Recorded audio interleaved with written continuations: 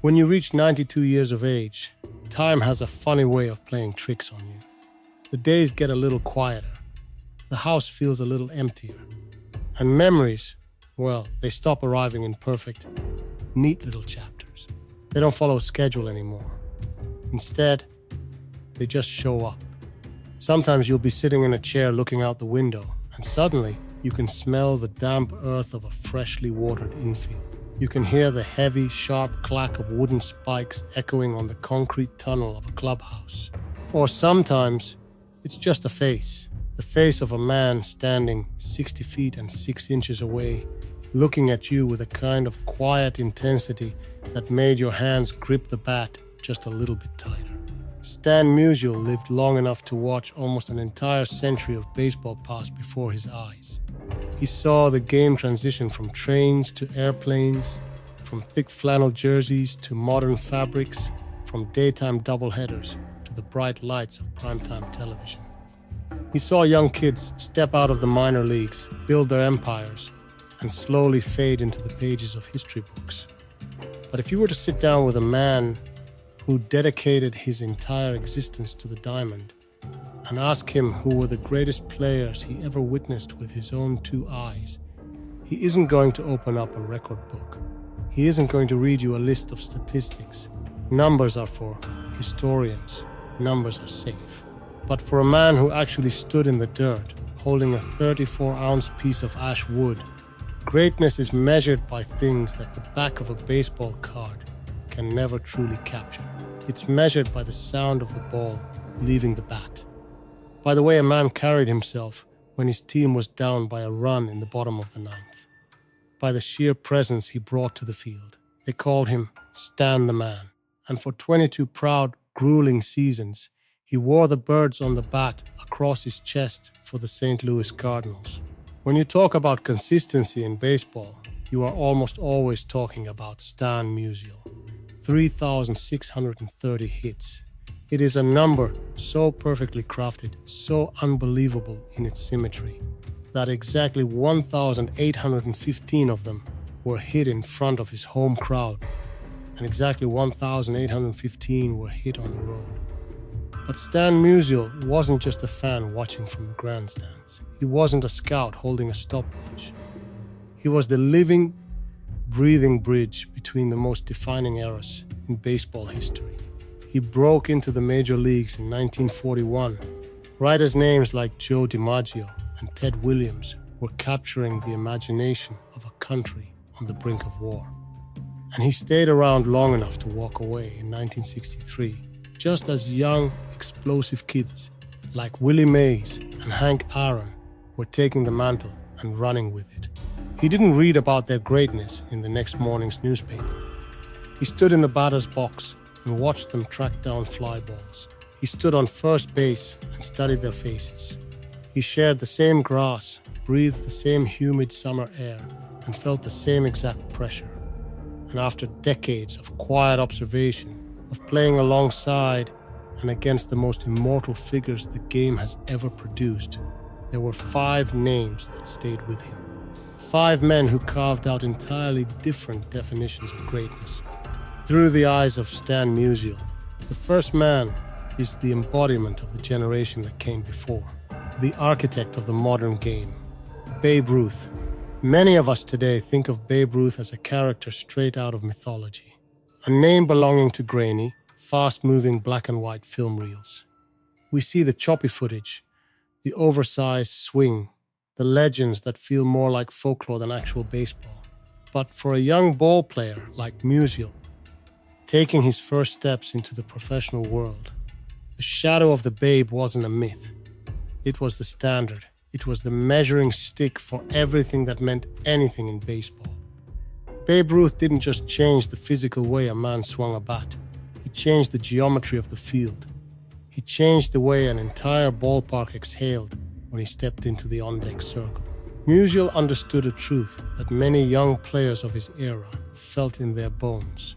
Before anyone in their generation could even dream of becoming a legend, they first had to accept that they were playing a game that Babe Ruth had completely rebuilt with his own 2 hands. His greatness wasn't just in the towering home runs that disappeared into the bleachers.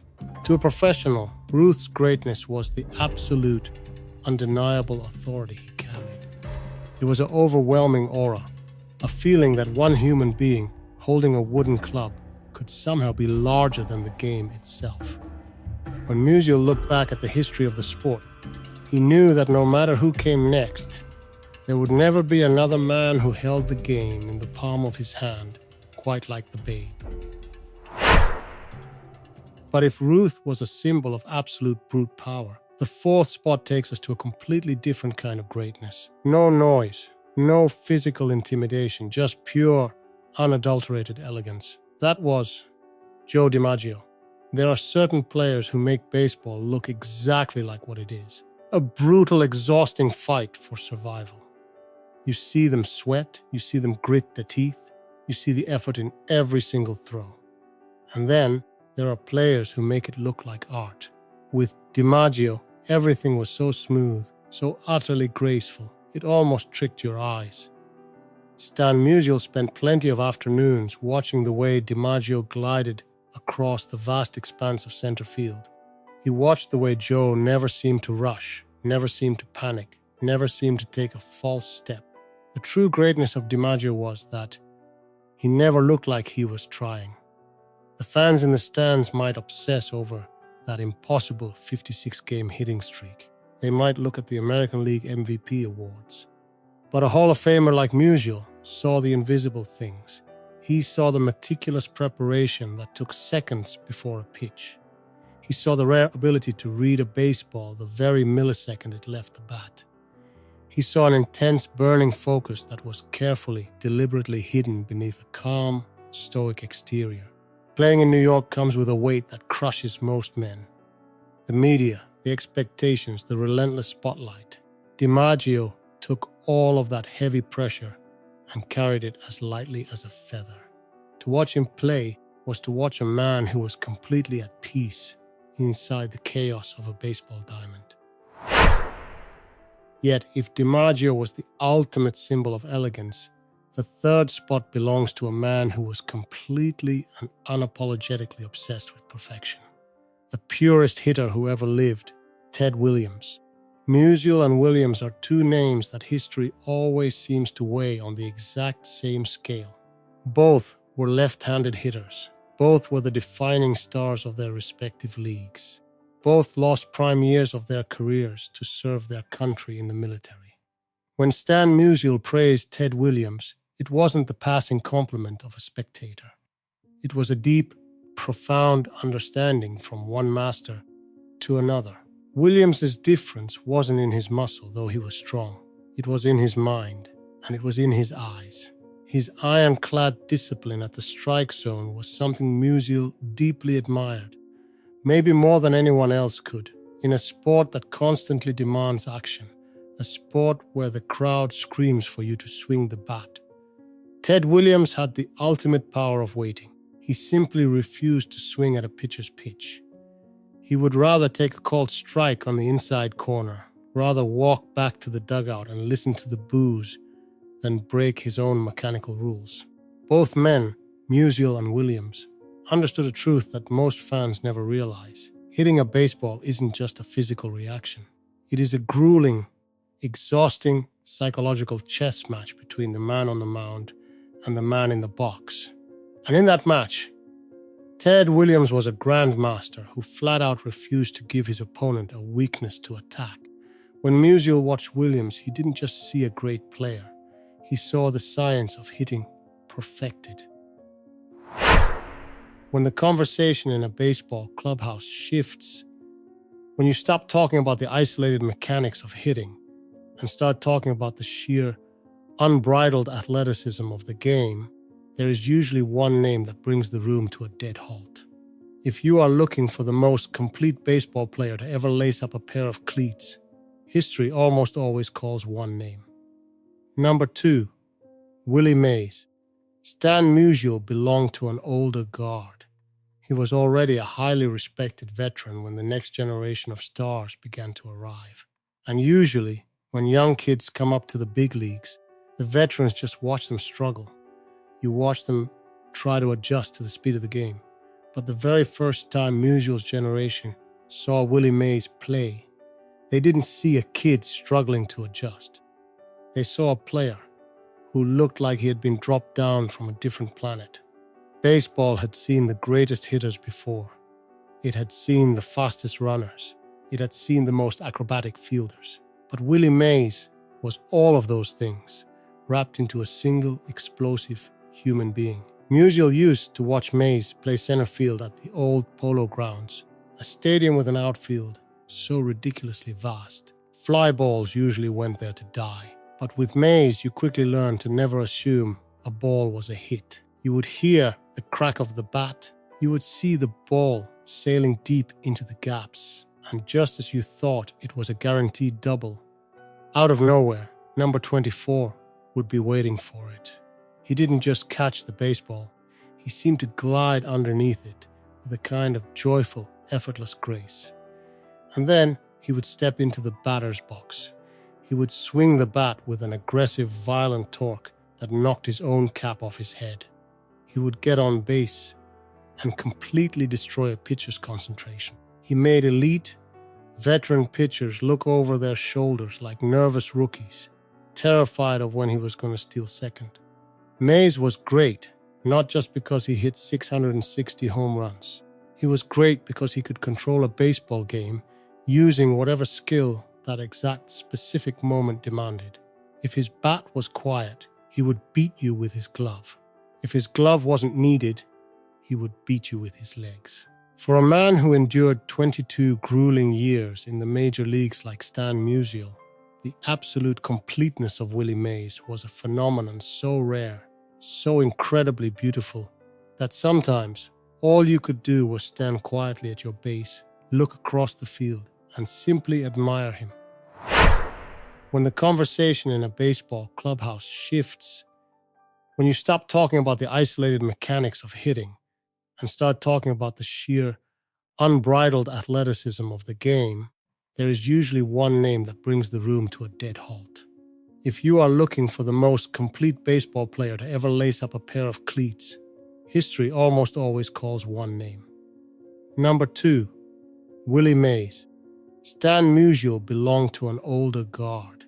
He was already a highly respected veteran when the next generation of stars began to arrive. And usually, when young kids come up to the big leagues, the veterans just watch them struggle. You watch them try to adjust to the speed of the game. But the very first time Musial's generation saw Willie Mays play, they didn't see a kid struggling to adjust. They saw a player who looked like he had been dropped down from a different planet. Baseball had seen the greatest hitters before. It had seen the fastest runners. It had seen the most acrobatic fielders. But Willie Mays was all of those things, wrapped into a single explosive human being. Musial used to watch Mays play center field at the old Polo Grounds, a stadium with an outfield so ridiculously vast. Fly balls usually went there to die. But with Mays, you quickly learned to never assume a ball was a hit. You would hear the crack of the bat. You would see the ball sailing deep into the gaps. And just as you thought it was a guaranteed double, out of nowhere, number 24 would be waiting for it. He didn't just catch the baseball. He seemed to glide underneath it with a kind of joyful, effortless grace. And then he would step into the batter's box. He would swing the bat with an aggressive, violent torque that knocked his own cap off his head. He would get on base and completely destroy a pitcher's concentration. He made elite, veteran pitchers look over their shoulders like nervous rookies, terrified of when he was going to steal second. Mays was great, not just because he hit 660 home runs. He was great because he could control a baseball game using whatever skill that exact specific moment demanded. If his bat was quiet, he would beat you with his glove. If his glove wasn't needed, he would beat you with his legs. For a man who endured 22 grueling years in the major leagues like Stan Musial, the absolute completeness of Willie Mays was a phenomenon so rare, so incredibly beautiful, that sometimes all you could do was stand quietly at your base, look across the field, and simply admire him. So, if Willie Mays was the most complete player to ever walk onto a diamond, and Ted Williams was the ultimate, uncompromising scientist of hitting, who could possibly stand alone at the top of the mountain? Who could leave the deepest, most permanent impression on a man like Stan Musial? Over his long, storied career, Musial saw World Series heroes come and go.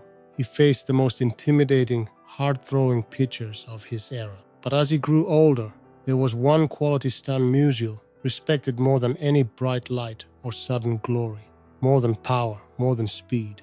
It was endurance. It was the quiet, unyielding ability to wake up every single morning, put on a heavy wool uniform in the dead heat of an August afternoon, carry the crushing weight of expectations, walk onto the field and be quietly, brutally excellent season after season, decade after decade. Number 1, Hank Aaron. Hank Aaron didn't have the flashy highlight reel moments of Willie Mays. He didn't give loud, controversial quotes to the newspapers like other superstars. He didn't try to intimidate you with noise. But every single time he stepped out of the dugout and walked toward the batter's box, the air in the stadium instantly changed. What made him the ultimate terrifying force in the eyes of his peers was a consistency that simply could not be broken. When you played against Hank Aaron, you realized very quickly that you couldn't wait him out. You couldn't count on him getting impatient. And you absolutely could not assume that yesterday's pitching plan would work again today. He had wrists that were so incredibly fast, so whip-like, that he could wait until the very last millisecond before deciding to completely turn on a fastball.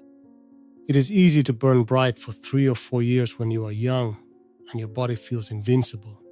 But to become a mountain that opponents can never figure out how to climb, to age to face unimaginable pressures away from the field, and yet remain a constant, inescapable threat to every pitcher in the National League.